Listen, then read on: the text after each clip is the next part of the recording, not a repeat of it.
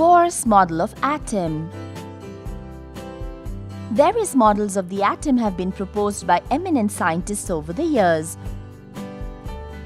These models have increased our understanding of the atomic structure. Among these models, Rutherford suggested that electrons revolve around the nucleus in well-defined orbits, but there was a problem with this. The motion of electrons in Rutherford's model was unstable because any charged particle moving in a circular path emits electromagnetic radiation. Thus, the electrons would lose energy and fall into the nucleus, making the atom highly unstable. Then, which would be a better model of an atom? To overcome the objections against Rutherford's model of atom, Niels Bohr in 1913 proposed a new atom model. What does this model propose?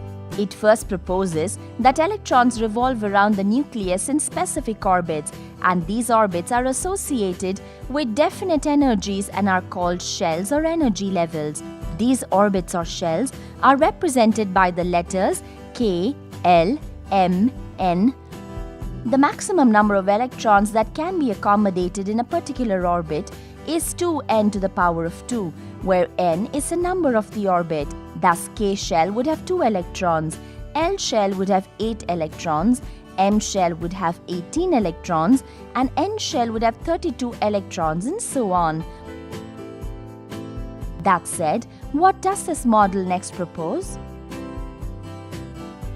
It next proposes that the maximum number of electrons that can be accommodated in the outermost level is 8. And finally, it says that the orbit closest to the nucleus has minimum energy and the orbit farthest has the maximum energy. Well then, does an electron radiate energy by itself? Since electrons move in a particular orbit, they do not radiate energy by themselves. What happens instead is when an atom absorbs energy, the electrons get excited and jump into the next higher energy level.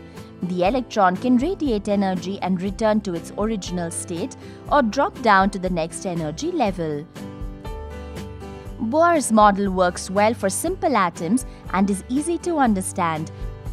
It is one among the atomic structures still in use today, and the other being the quantum mechanical model. Things to remember. In 1913, a Danish physicist, Niels Bohr, proposed an atomic model known as Bohr's atomic model. In an atom, the electrons revolve around the nucleus in definite energy levels called orbits or shells.